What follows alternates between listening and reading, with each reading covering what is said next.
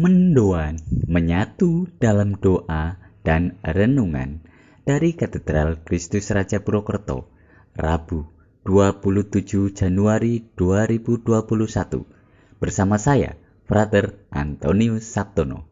Salam sehat, berkah dalam. Mari kita renungkan sabda Tuhan dari Injil Markus bab 4 ayat 1 sampai dengan 20. Kita siapkan hati untuk mendengarkan sabda Tuhan. Dalam nama Bapa dan Putera dan Roh Kudus. Amin. Tuhan beserta kita, sekarang dan selama-lamanya. Inilah Injil Yesus Kristus menurut Markus. Dimuliakanlah Tuhan. Pada suatu hari, Yesus mengajar di tepi danau Galilea. Maka datanglah orang yang sangat besar jumlahnya, mengerumuni dia, sehingga ia terpaksa naik ke sebuah perahu yang sedang berlabuh, lalu duduk di situ, sedangkan semua orang banyak di situ ada di darat, di tepi danau itu. Dan Yesus mengajarkan banyak hal kepada mereka dalam bentuk perumpamaan. Dalam ajarannya itu, Yesus berkata kepada mereka, "Dengarlah, adalah seorang penabur keluar untuk menabur. Pada waktu itu ia menabur, sebagian benih itu jatuh di pinggir jalan, lalu datanglah burung dan memakannya sampai habis. Sebagian jatuh di tanah yang berbatu, yang tidak banyak tanahnya. Lalu benih itu pun segera tumbuh karena tanahnya tipis. Tetapi sesudah matahari terbit, layulah ia dan menjadi kering karena tidak berakar. Sebagian lagi jatuh di tengah semak berduri, lalu makin besarlah semak itu dan menghimpitnya sampai mati, sehingga benih itu tidak berbuah. Dan sebagian jatuh di tanah yang baik, lalu tumbuh dengan subur dan berbuah. Hasilnya ada yang 30 kali lipat, ada yang 60 kali lipat, ada yang 100 kali lipat." Dan Yesus bersabda lagi, "Siapa mempunyai telinga untuk mendengar, hendaklah ia mendengar." Ketika Yesus sendirian, pengikut-pengikutnya dan ke-12 murid menanyakan arti perumpamaan itu. Jawabnya, "Kepadamu telah kuberikan rahasia kerajaan Allah, tetapi kepada orang-orang luar segala sesuatu disampaikan dalam perumpamaan, supaya sekalipun melihat, mereka tidak menangkap, sekalipun mendengar, mereka tidak mengerti, biar mereka jangan berbalik dan mendapat ampun." Lalu Yesus berkata kepada mereka, "Tidakkah kamu mengerti perumpamaan ini? Kalau demikian, bagaimana kamu dapat memahami semua perumpamaan yang lain?" Penabur itu menabur sabda. Orang-orang yang di pinggir jalan, tempat sabda itu ditaburkan, ialah mereka yang mendengar sabda.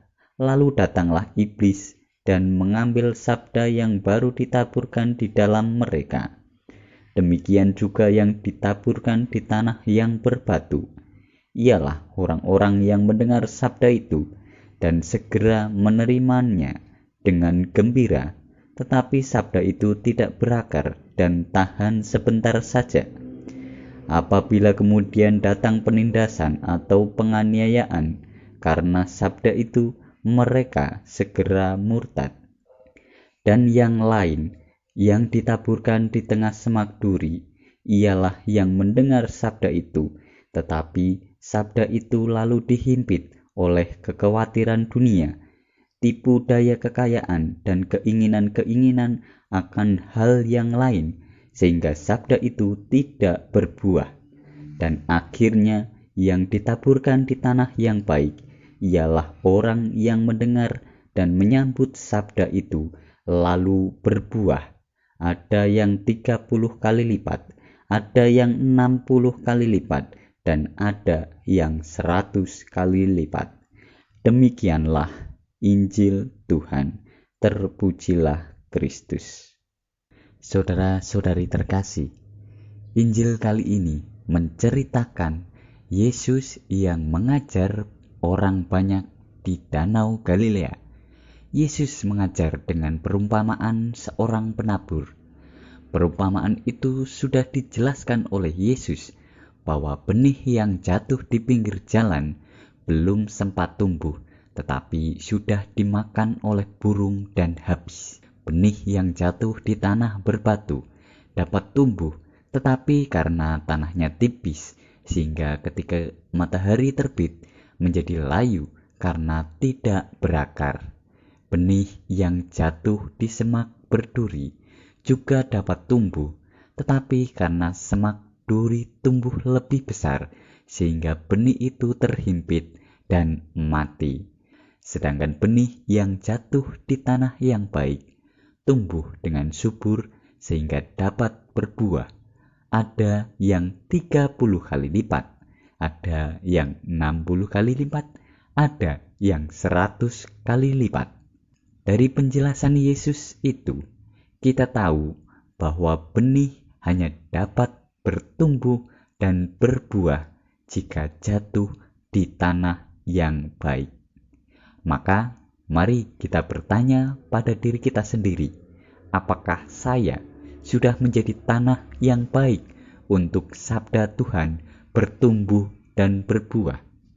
Jika belum, mari kita cari apa penyebabnya dan memperbaikinya. Kita mohon rahmat dari Tuhan agar kita dapat menjadi tanah yang baik untuk bertumbuh dan berbuahnya sabda Tuhan yang kita terima. Dimuliakanlah Tuhan kini dan sepanjang masa. Amin. Marilah kita berdoa. Tuhan Yesus Kristus, kami bersyukur atas pengajaran-Mu kepada kami. Semoga kami dapat menjadi tanah yang baik dan subur untuk menerima sabda-Mu. Dengan demikian, sabda-Mu dapat bertumbuh dan berbuah dalam kehidupan harian kami, sebab Engkaulah Tuhan dan pengantara kami, kini dan sepanjang masa. Amin. Marilah kita mohon berkat dari Tuhan. Tuhan beserta kita, sekarang dan selama-lamanya. Semoga kita semua, keluarga kita, orang-orang yang kita doakan, dan aktivitas kita hari ini senantiasa dilindungi, dibimbing, dan diberkati oleh Allah yang Maha Kuasa, dalam nama Bapa dan Putera dan Roh Kudus. Amin. Selamat beraktivitas. Tuhan memberkati. Salam mendoan.